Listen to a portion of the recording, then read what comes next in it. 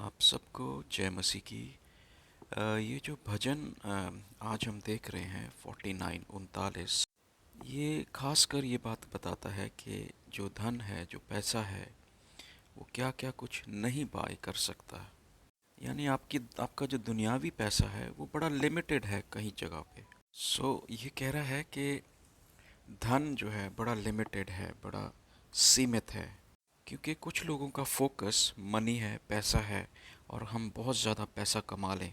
और भजन लिखने वाला इन आयतों में ये कह रहा है कि हमारा जो भय है, हमारा जो डर है, उसकी कोई नींव नहीं है, वो बिना आधार के है। परमेश्वर का वचन यहाँ पर भजन लिखने वाले के द्वारा हमें बता रहा है कि वो लोग मूर्ख हैं जो अपने धन पे भरोसा करते हैं, अपनी रिचेस पर, अपने अमीरी पर भरोसा करते हैं और गुमान करते हैं।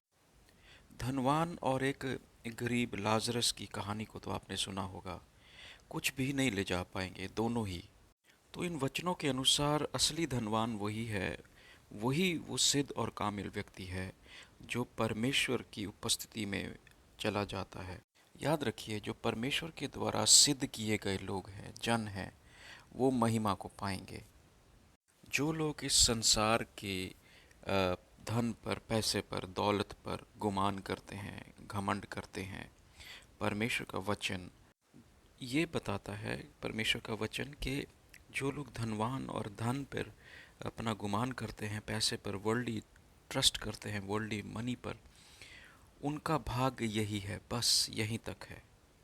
परमेश्वर का वचन हमें ये भी बताता है, जो यहोवा की ओर ताकते हैं, देखते हैं और उस पर भरोसा रखते हैं, वो लज्जित ना होंगे।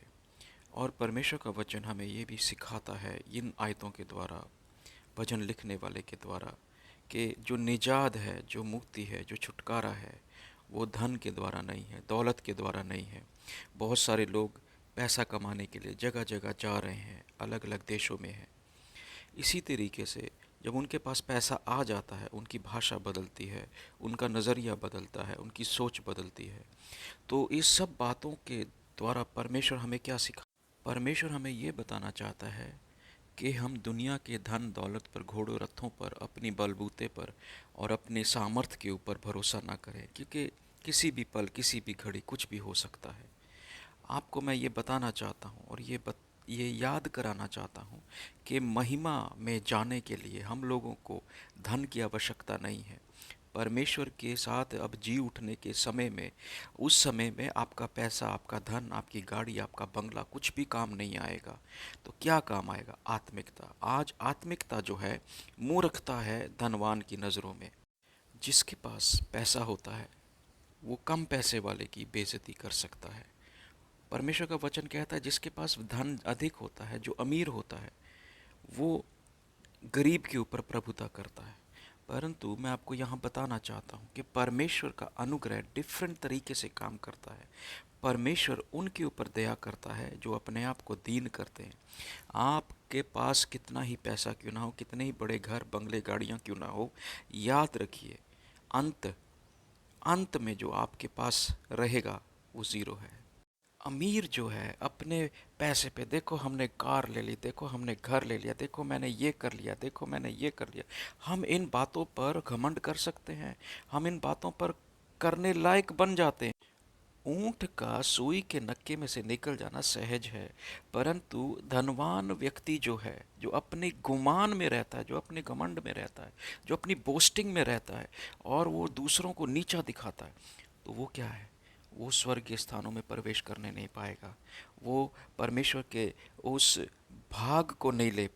वो भाग जो उत्तम है, परमेश्वर ने आपके लिए एक उत्तम भाग रखा है। उसे पाने के लिए आत्मिक रीति से अपनी दौड़ को शुरू करें। ये भजन को आप पढ़िए तो आपको अंडरस्टैंडिंग मिलेगी, आपको समझ मिलेगी कि इस धरती के ऊपर आप आप रुतबे को ढूंढ रहे हैं, आप आदर को ढूंढ रहे हैं, परंतु ये जो आदर और रुतबा आपके धन के कारण, आपकी आपकी बढ़ाइयों के कारण आप ढूंढ रहे हैं, वो आपको नहीं मिलने वाला और ना ही आपको समझ आने वाला है।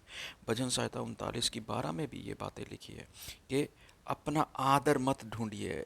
लोग आज आदर को ढूंढ रहे हैं। मैं बहुत सारे धनवान लोगों से यहाँ पर बात करता हूँ। इंग्लैंड में भी बहुत सारे लोगों से मेरी बातचीत होती है, परंतु उनकी भाषा में जो घमंड है, अभिमान है, वो झलकता है। धनवान की जो महिमा है वो जाती रहेगी।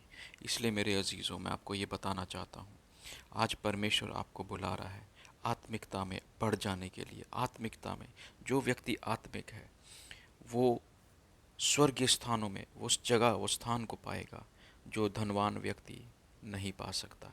इसलिए आए हम परमेश्वर की उपस्थिति में और परमेश्वर के राज्य के लिए तैयार हो जाए। जय मसीह।